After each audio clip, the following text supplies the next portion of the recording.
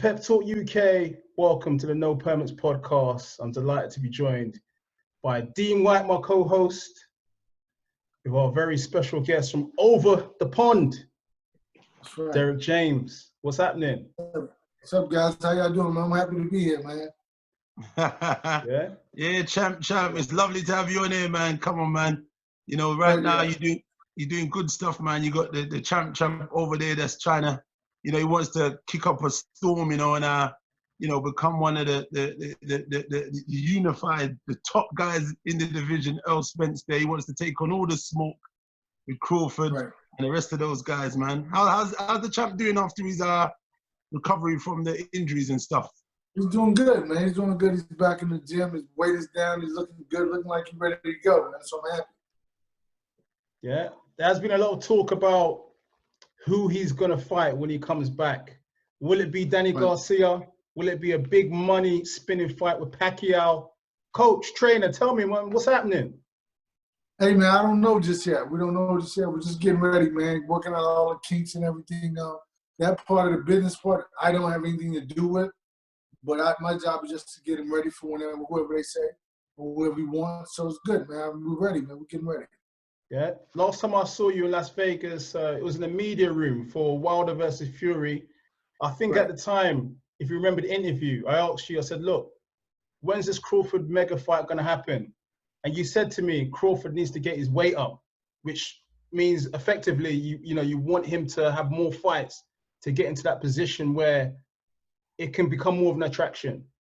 Well, not so much about more fights. I just think it's more marketing, more marketability, right? Because, with Joshua over there, the pay-per-view buys is what pushes everything, right? So it's not so much about he has the fights. If you look at it like this, he is the most there's no other fighter active other than Pacquiao who's accomplished like he is, right? So he's more successful, more accomplished, more belts, more weight division champ than just about anybody other than who's active now other than Pacquiao. But that having belts and being a champ for years doesn't translate into marketability or success. So I think that for him, I think it's just all about more it's more marketing, more PR, man, because you can't sell a fight that people in boxing want to see. This is a fight bigger than boxing. So the paydays are bigger than boxing. I mean, these guys make $10 to $20 million a fight for this fight. So the networks want to make money, promoters want to make money. So it's like they have to market and promote it a little bit better, I believe. Yeah. Is it a case of some people will say that, look, Crawford has already proven himself at 140 pounds by cleaning up, becoming undisputed. And then others argue and say, hold on a minute, at 147, he needs to fight the likes of Danny Garcia, etc., Keith Thurman, blah, blah, blah, before stepping to the unified champion Errol Spence Jr. Yeah, I think that he's done enough to deserve the fight. So I'm not saying he doesn't deserve the fight. I'm saying that his pay-per-view buys and everything else is just not up to par to what Errol's is. Errol's like 500,000 to 700,000 pay-per-view buys. I mean, he's like getting 40,000. That's the difference. You see what I'm saying? I totally understand. It's the same position, how my brother Dylan's in, because obviously for him, when they're fighting, they need to strategically fighting to get the pay-per-view numbers up. So Dillian and the team, when they, he does good numbers by himself, but then obviously he tries to, make sure whoever he's fighting is going to garner that attention to bring those pay-per-views up even further, So I get it. Crawford, he somewhat reminds me of a Usyk, like a who needs him kind of fighter. Very talented. Obviously Usyk, he cleaned out cruiserweight. Crawford cleaned out the 140. He's gone up. You know what I mean? Those guys, obviously, it's a bit different that Usyk doesn't talk English, but he doesn't bring the pay-per-view numbers. So it's only, you know what I mean? So I kind of get where you're going. This is a business. This is about marketing. This is about, it's not just the best fighter, the best, because the best fighter, the best doesn't pay the bills sometimes in terms of the numbers. You know what I mean? So when you're seeing Tyson Fury and Wilder, that first fight didn't generate the numbers as like Klitschko and Joshua generated. You know what I mean? Or Right. Dillian and Joshua generated. Those, you know, there was big numbers over there. In when you go and look at the pay-per-view buys, I think the second fight probably did a bit better than the first fight. But I totally get it where you're going. Obviously, you know, Errol's done his stuff. He's beaten champion after champion, and rightly so. Right now, if truth be told, he probably, you know, should really be looking at the Pacquiao fight to clean him out and send him off into pasture and say, listen, but there's a new sheriff in town. Listen, you go about your business now, partner, and we're gonna help you on your way. We're gonna get a bag of money, and we're gonna say, yeah, we're gonna send you on your way. Funny. You're funny, yeah. But you know, I want to get some clarity to the fact that, like I said, Terence Crawford is the most. I mean, nobody really active in boxing is decorated like he's won title after title, cleaned out the lightweight division, was a lightweight champ, and so he has earned every right to face Errol, but it doesn't make sense from a business perspective because actually titles obviously does not mean success at the box office, and it takes success at the box office to get the numbers and because the money he wants to get to fight, to take that fight, there's no way he's going to get that money, or Errol should get right if the numbers are not right. I mean, I don't know what it's going to take, more marketing, more PR. I don't know what it's going to take, but what I'm saying is to get a fight of that magnitude, which is a fight that he very well deserves, but at the same time, a fight is not just justifiable by the numbers that he brings to the table. That's just the truth. I mean, people don't like the truth, but hey, that's the truth. It makes sense to me. Yeah, no, absolutely. Is there an argument that with this whole pandemic, that the fighters, you know, have to be a bit more realistic in terms of, you know, the money is not on the table as it was before, that we might have to make some sort of sacrifices towards, you know, getting these big fights on and, you know, giving the fans what they want? I don't know about that. I think that if the money there, they just because remember they hadn't been spending it on anything else. So it's like basically like the money's been in the bank, which it literally has. Big bank, take little bank. Promoters, right, well, basically what I'm saying is the promoters and the networks haven't been spending the money because there hadn't been any fights going on. So the money is still there. I just think that they're probably going to ask a couple of guys. I saw an article about somebody was saying that they're not taking less money. We're going to ask a couple of guys to probably take less money, but I think that, I mean, I don't think that should be right. I think that the guys should get what they deserve because the pandemic changed everything, true. But at the same time, these guys are still these guys have worked very hard to get to a certain particular level. And I think it's up to the promoters and the networks to fulfill the contracts that they had the guys sign.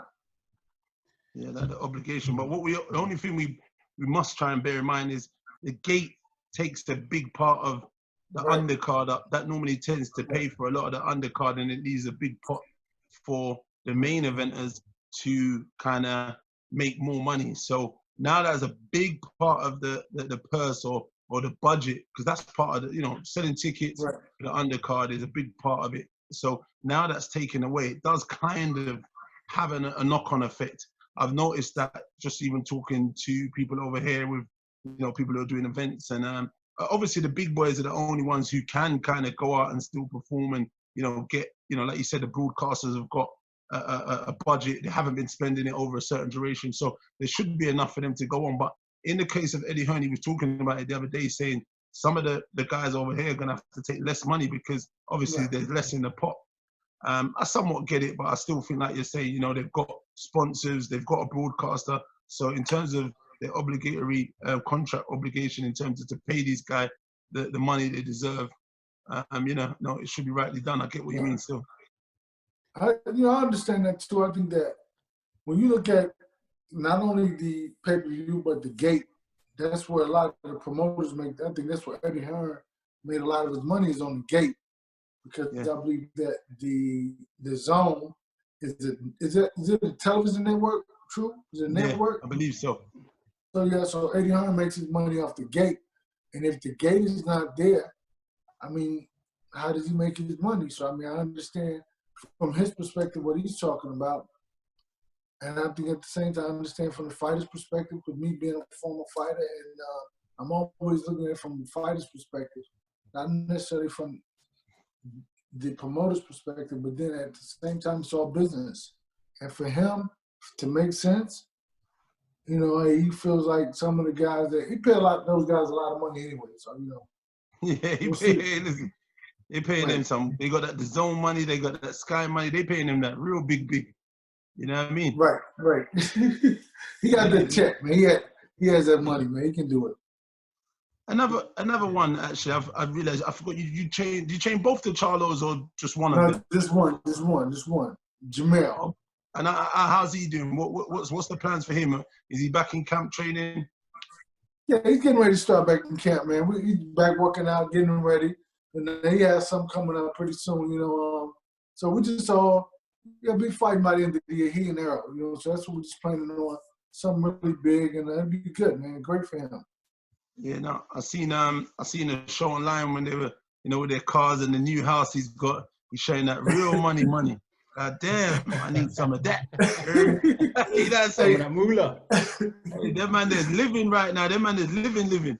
I remember that a few years ago, that man was thing was a bit different, but yeah, he's showing like what the sport of boxing can do for someone's life, you know, change their whole, you know, work hard, get your head down, fight, you know, dedicate your life to the sport.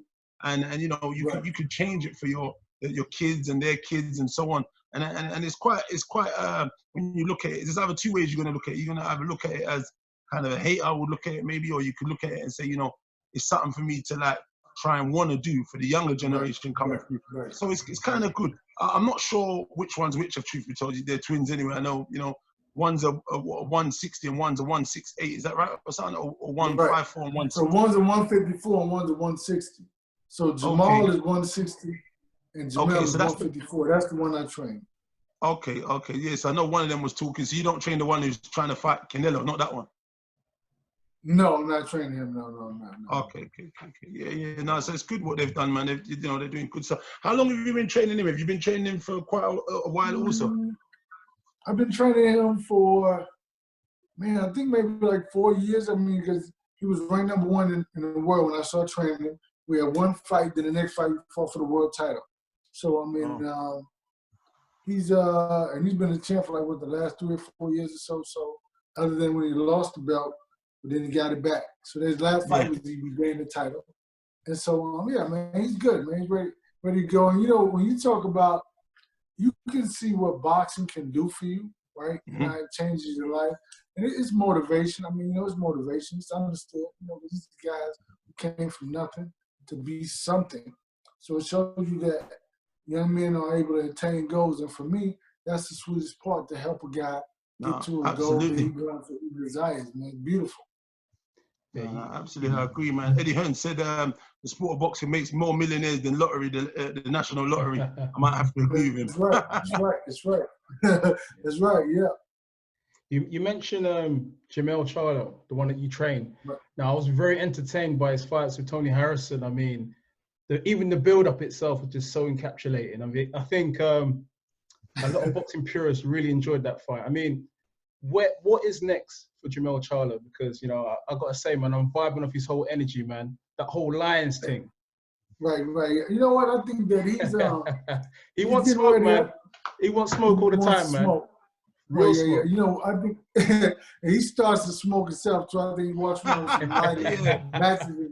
This is some what is that? Oh, you pour on the grill, and he walks around with that and starts his own fires too. But yeah, he wants to smoke for real. I mean, I think what possibly is next, I don't know, is they want a big fight. The only big fight is, I think, possibly I mean, because he was supposed to fight Julian J-Rock Williams, which he beat by, I can't think of the guy's name, but so I don't know who it's going to be. It could be him, it could be somebody else, who knows, but whoever it is, he does want to smoke. Yeah, he doesn't. What's his name? Hurd? Is it Hurd or something? No, Hurd lost to J-Rock, and J-Rock lost to somebody else. Yeah, I know that. Yeah, the guys. Yeah. There's a couple of them. Dominican, the guy from Dominican Republic. I can't think of his name. Yes. That guy weren't bad, you know. But yeah, he looked pretty good. He's a good talent. It's like this. Boxing is at a high right now. I mean, it's a great high because it's so competitive. If you think about it, like I said, Hurd beat Tony Harrison. Then Hurd turned around and fight J-Rock. Hurd loses to J-Rock. Then J-Rock turns around and fight the other guy, and he loses. So that's how close everything is. It's so competitive. Yeah, it's very very nick and tuck at that level.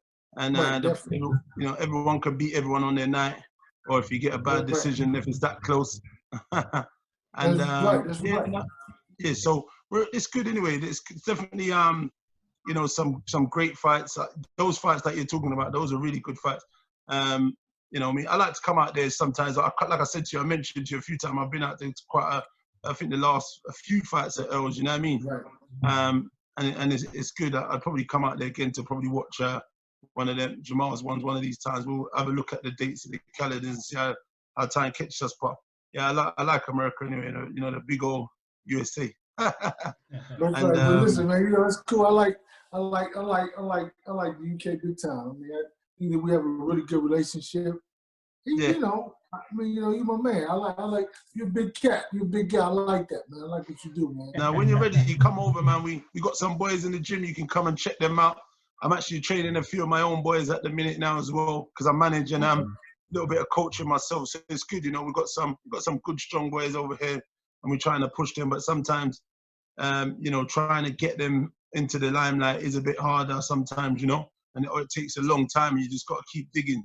And like the inspiration there from some of the boys across the pond, even the boys are here. There are boys doing stuff here as well. You know, there's a lot of inspiration for guys who are, you know, taking fights here and winning and, you know, being on TV and stuff. So the boys I've got at the minute are a little bit lower level, some of them, and I've just got to keep nurturing them and training them. I'm in the gym with them and pushing them. So you know, it's a good thing, like you say, when you see them blossom into, you know, what you initially, you know, believed in them, you had faith, you believed, and you watched them grow and develop.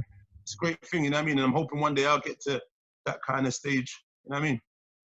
Well, yeah, no doubt. I mean, but your brother is an inspiration. I'm sure if they see him, absolutely, they see the connection between the two of you guys, that's motivation. Because I mean, even like Joshua Canelo Alvarez, two biggest fighters in the world. With Anthony Joshua being over there, I mean, that's dope. I mean, especially for like young people, because it's difficult to become a champ if you never see a champ, right?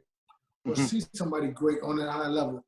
But it's always inspiring to talk to somebody and say, what did it take? What like motivated you? It's always a conversation of inspiration, right? So I mean, I think that your brother has that because he's on that level, right? He's like number one. He's been number one for like 20 years. You know, I mean,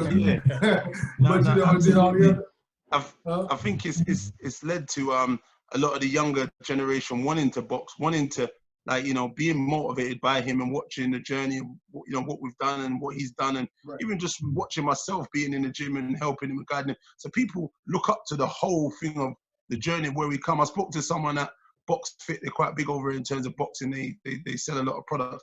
And I remember the guy down there, big up Dougie as well, I was talking to him yesterday.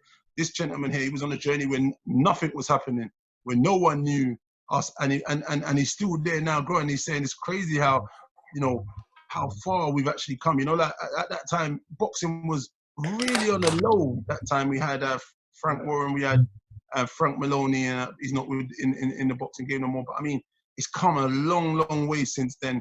And it's inspiration for the younger generation. There's a wealth of young talent coming through, and we just got to nurture them and push them through, you know? Yeah, no doubt. I think it's good, man. Just like if you look at people like this, no different from over there than it is over here. You look at Terrence Crawford from Omaha, Nebraska, which has never had a team, right? Which is very inspiring for all the other kids because see, that's so far off the beaten trail that no boxers ever came from that, not a good one. And now he's won all these championships, these titles, and been so successful. Errol being from Dallas, we've had 2 world champs before him. But then at the same time, that was like 20 years ago. The other one was like 40 years ago. So it's like these kids have something to look up to.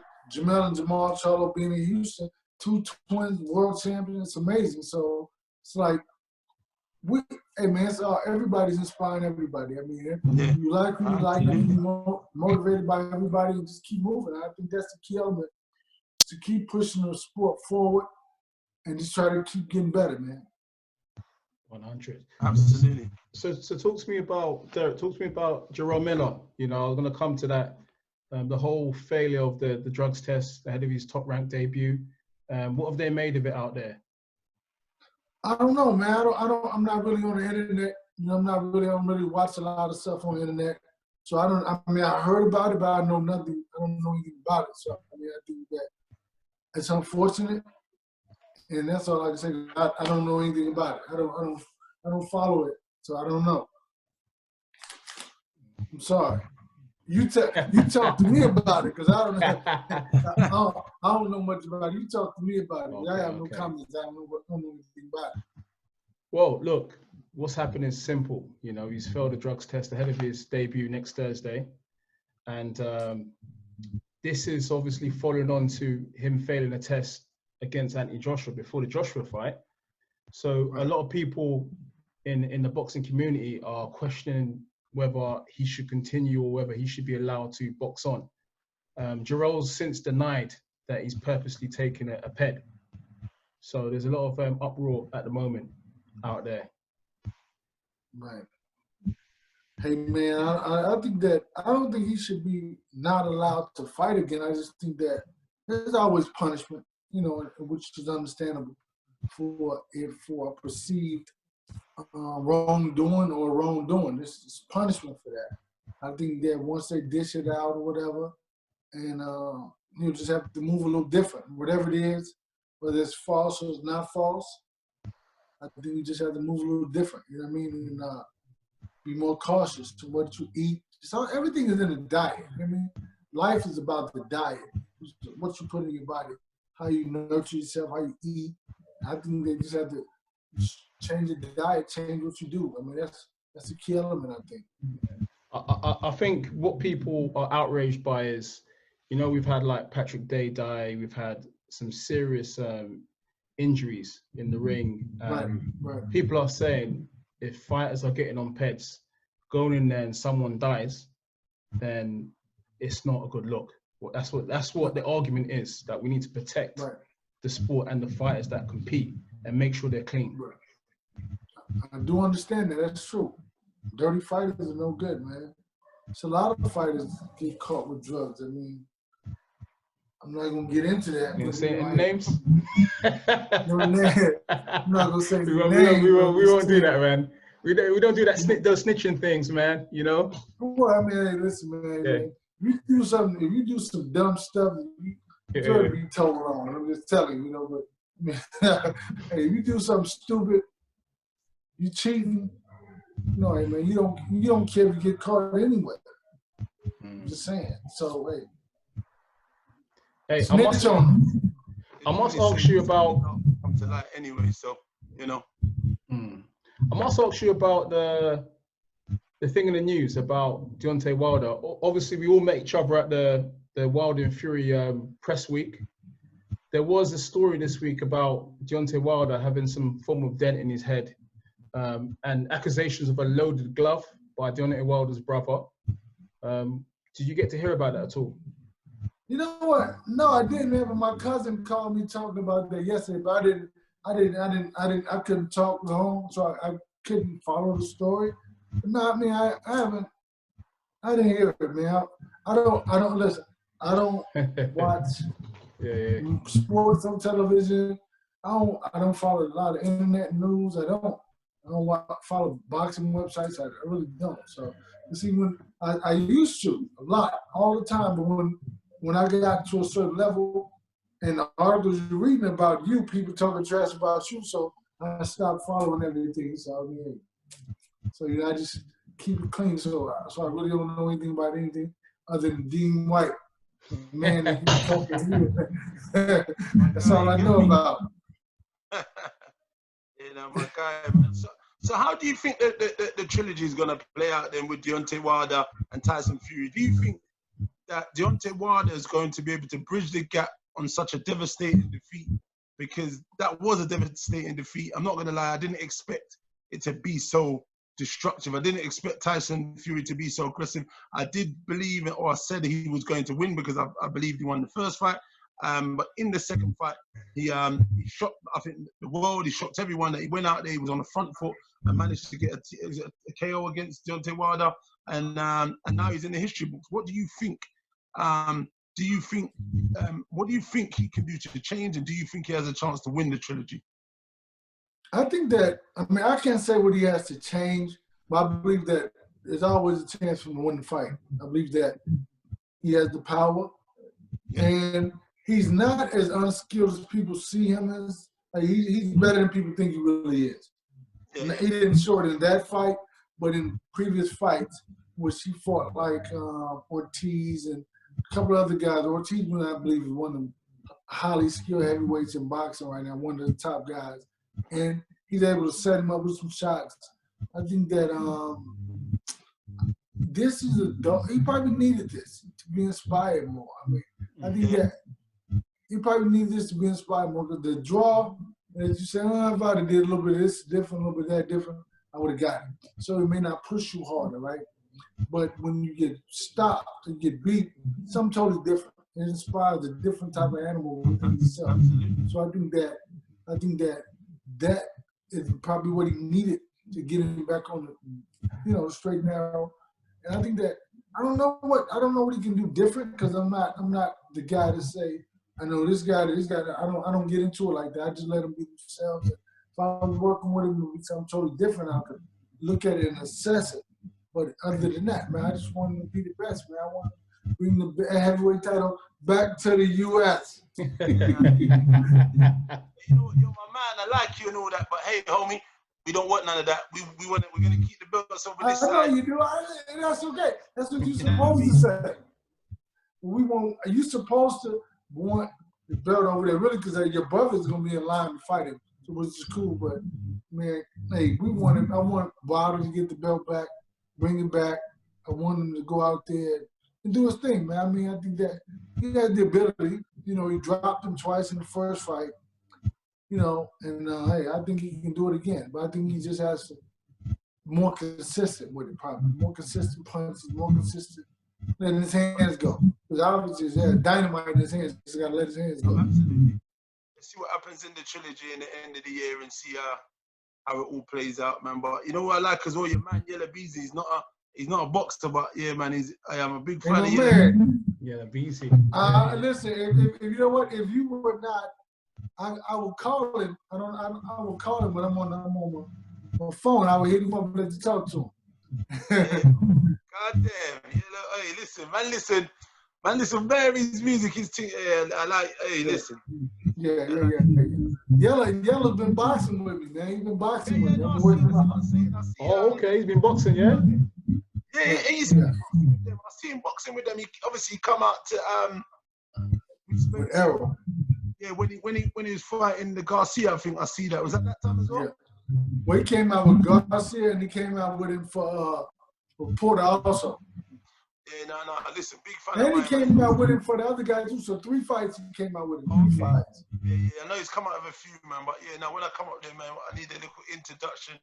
Yeah, man, like mine, man. I do music management as well, but you know, I love my music. You know what I mean? All across the pond, boxing and music, same thing. You know what I mean? Mix it up. Right.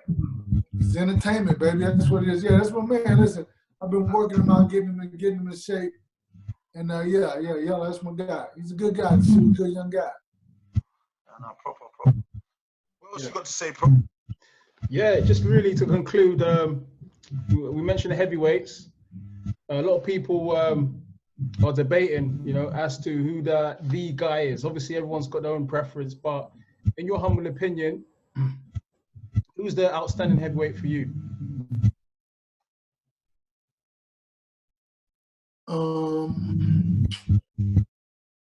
I don't really know because at first, at one while, I thought Joshua looked really good, right, from the skill set. I never seen your brother fight before, though. No, I think you've seen your brother fight Joshua, you know, but I never, you know, so I thought it was Anthony Joshua, but I don't really know now. I mean, I don't really know. I mean, we have to see. I mean, it's like I think at the same time, so competitive, just like the 154 weight division is, like middleweight is, that on any given day anybody can win.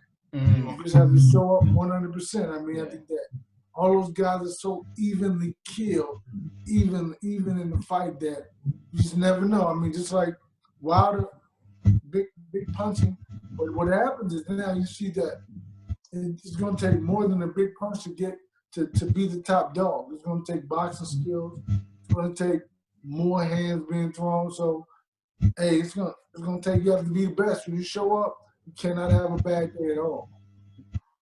Finally, the lightweights. There's a talented crop of them.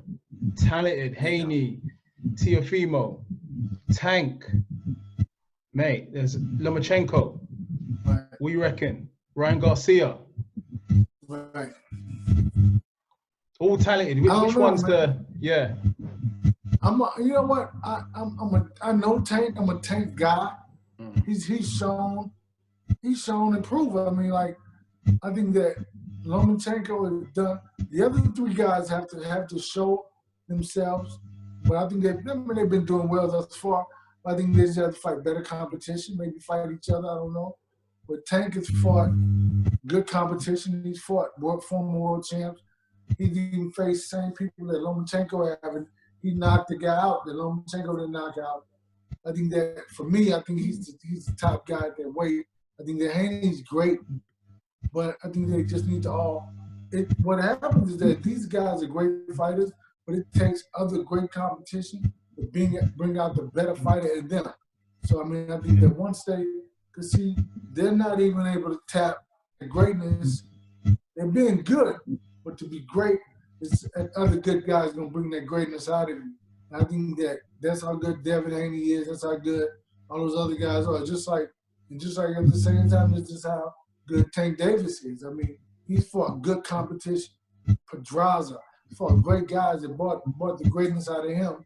I think that's what Ryan Garcia and Teofimo, I think he's talking about fighting what Lomachenko. So I mean, I think that's going to see whoever rises to the top. I think Loma has been fighting guys. He's so much better than these guys, right? But I think that when he fights somebody who's competitive, maybe swarming with good power, I think that's going to be, you're going to see how great he really is. And it's going to bring the greatness out of him. So I think that all of them just need to, fight better opposition, and you'll see their greatness, which I think that they're fighting guys, but it's coming to the point where it's almost time for them to start fighting each other. It'll be great. All right, 100. Dean, anything you'd like to add before we shoot out? What he said, listen, I second what he's saying. Listen, those guys, like, I think some of them, there are fighters, Lomachenko's fought a lot of top guys, Javante's done tremendous stuff. He's a big puncher, big powerhouse. And, a lot of them going to have to fight each other sometimes to bring out the best in them. So, that division's got such a depth of talent. We just got to wait it out and see who fights, if the networks are allowing these guys to fight. And, only time we know who's going to come out and become out of the top and be the greatest that is in there. But you know what? Like he's saying, I'm a Devin fan as well. I know Devin is pops. I met Devin and his pops and my children. Right. And, I mean, I hooked up with them even in Vegas again. So I'm with them, man. There still. You get me? So to the Haney's and that you go on trying to say. So I'm with mine, man. I like their vibe. You know what I mean? And they seem like man's kind of people, the same energy. You get me? So, but like you said, I'm gonna look up for that, and I'm been waiting. That Teofimo Lopez or whatever his name is, he looks like a beast. He looks like he's got a lot of power. So these fights, I just want to see what's going to happen, man, out there. And as a big boxing fan, I'm going to. If I'm in America watching, that'd be great. If I'm just on the TV watching, man, you know what I mean? We just got to live our life. But you know what? Big up my man. Thank you very much for Derrick, for giving us your time and coming on. It's always your time and things, and gave me that respect, and you was on it straight away. But thanks for coming on the show, man. It's been wonderful having you, man. Appreciate it. Thank you. And to go back to what you said is that I know Devin's father too, so like I'm saying is that he is a great fighter. But we're going to see how great he is. He's going to bring out his greatness to this highest level with the competition. I mean, so he's going to rise to the top. He's going to rise to the level of the competition. And I think that's when we're going to see how great these guys are, how great Tank is, how great Lomachenko is, Teofimo is, and how great Ryan Garcia. Because I think that a fight with Ryan Garcia and Devin Haney possibly could happen because they're both with they both do the zone thing, right? I think that's possible. I mean, and then so I think that's easy a fight to make. So we'll see. And I think it's cool that they kind of go at it a little bit on the internet, right?